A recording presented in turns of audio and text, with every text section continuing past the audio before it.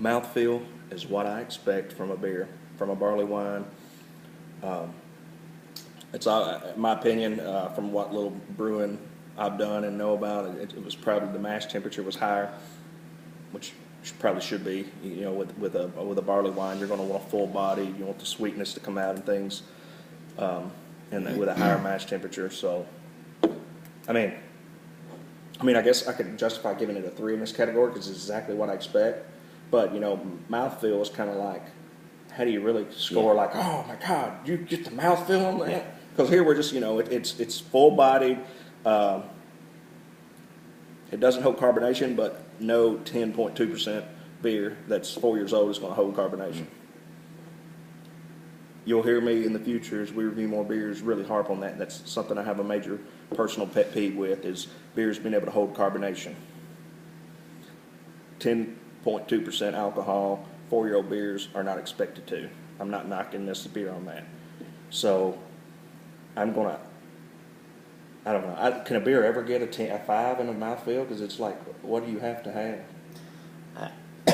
Excuse me. I think for the only way you get a 5, I think the other categories is the only way it's going to make it a 5. I think the impressions on everything else is going to make the body or the mouthfeel be more impressible to you. Yeah, the mouthfeel, it's going to be a tough category, and I don't want to be hard on beers here, you know, because really most times the mouthfeel should be what you expect. Mm-hmm. If you understand styles of beer and what you're going to expect in the mouthfeel, it should be, because it's only going to be a knock thing. Maybe in the mouthfeels we start out at a 5. Maybe a 5 and is you go, it. Yeah.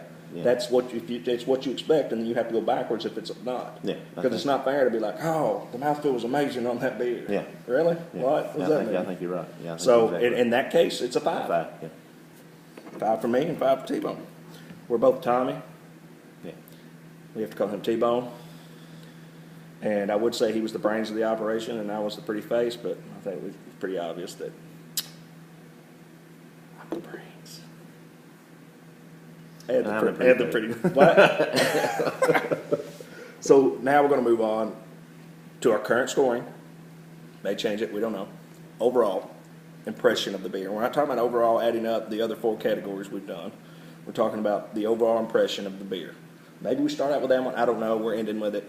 My overall impression of this beer, T-Bone, is... Well, before you go on, now I understand some of the previous categories we did discuss while we was off, trying to figure out what we evaluated between us and trying to get our numbers down. And so we can come up with something. Now, this one here has never been... the overall has not been discussed. This is off the cuff. This is right here. I mean, off the cuff. I saved a little bit in here for us, by the way. Good. I was trying to make this last. Well, it's good, guys. I can tell. Here, I'm going to tell you this, guys. What we decided to do on overall impression. I don't. Yeah, can you show the poll? Oh, There it goes. There it is. You know what I think? I just gave you a little bit of yeast, honey. Yeah, I don't. You might not want to drink that. Yeah, I see. That's got a yeast. It's on yeast, so. which I'm a really big fan of, and especially for aging beers, they should be on yeast. Yeah. Overall impression of this beer. We're going to do this on a 10-point scale. Like I said, this is just, don't drink that. Yeah. No. Don't drink yeasty beers, guys. If you don't know that if the beer's not on the yeast, always leave the last half inch at a minimum in there. It will get you going to the restaurant. If you need to go there, if you're bogged up, maybe it's a solution for you. Back to this. This is on 10-point overall impression of the beer. My overall impression of this beer, and just talking out loud, this is off the cuff.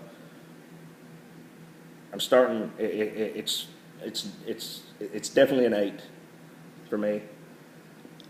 Is it a 9? I don't know. You know, we made this category 10 instead of 5, so we had more leeway. You know, we didn't have to give it a 4 or 5. We could give it an 8 or a 9. Yeah. And here I am already in the first friggin' beer. Practice. First one, looking at this going, is this an 8 or a 9? I don't know. I look back, I give it a 5, 5, 4, and a 5. It's a 9. There it is. Tommy gives it a 9. What's T-Bone give it? And I'm in the same quandary. But at the same time, like you said, we're not discussing our judging scale here. This is not the reason why we're here. I'm satisfied, happy with it, and to be completely honest, pissed off because this is what I got left. But at the same time, thoroughly enthused with what I got, and not dissatisfied about Why it. don't you have that? You have that. No, I wouldn't let it settle. We're not letting All that right. I'll try. waste. We're not gonna let that waste. I'm the brains, the pretty face, and the generous. So you guys picked up on that, obviously, I think, in this first video. But 10-point scale, overall impression of that beer, T-Bone? No fractions, 9. I agree. So basically, in unanimous decision, we've scored the same in every category. Appearance, 5 out of 5. Aroma, 5 out of 5. Taste, 4 out of 5. Alcohol is where it gets the knock there. Mouthfeel, we decided that's going to be a thing. We're going to have to start out at 5. We're going to have to lose points. 5 out of 5. No, everything I would expect in this beer. Overall impression, 9 out of 10. No fractions. Maybe we'll do them later. We don't know. You know, we've got a thing here, notes. Is there anything, a flaw about this beer? We beat it to death. 4-year-old beer, 10.2% in a barley wine. It's hot. Hotter than I expected. I won't say it's hot, but it's hotter than I expected. Good things, I mean, other than that, it's just a really good beer. I don't know any other flaws, and there's not something that stands out like, holy crap, this one thing makes this beer amazing. It's good all around.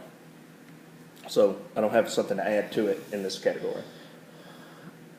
Flaws? No. Besides the point you already made, I don't see a flaw. The only biggest flaw is I know that we only have one bottle. That's a purchasing flaw. But That's not the beer's fault. No, it's not the beer's fault. It's you live and you learn. You know, if you buy 2 or 3 of them and they're not any good, you roll the dice. I don't know what what I paid for this beer, guys, but have no idea. It was worth it. I'll tell you that, right? That's beer. Good beer. It's a good beer. So we give it, I guess, 29 out of 28. Add this up, T-Bone. We said we weren't going to do math. Yeah, so that's 20. So yeah, 28 out of a possible 30 points. Possible 30.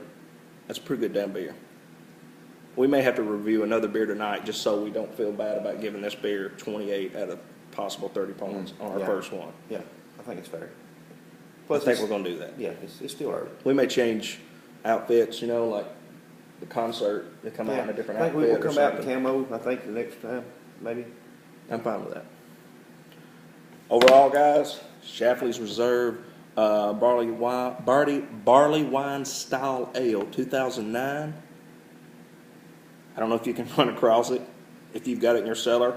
I mean, if I had it in my cellar right now, I would let it sit another, sit that alcohol. And that's another point too. This has been in the refrigerator at chilled, I don't know, regular chilled refrigerator, cold. Yeah, it wasn't. I mean, typically you'd want to cellar these, you know, 50. It activates sitting in there when it's that cold. So that may be the part of the reason why I don't know, that it still stayed a little hot or because it stayed cold so much. I don't know. If I had this beer, if somebody was watching this and they said I've got one of those, I didn't know I would say wait. I know it's 2009. I would wait more because if the alcohol drops out of this beer, if it mellows out, it's fucking 30. It's one of those beers you don't want to die before you drink. Yeah. If you ever thought about starting a 12-step program, this would be the one that'd get you there. Yes. TNT, Tommy and Tommy. Dynamite. We don't know a lot, but we'll act like we do.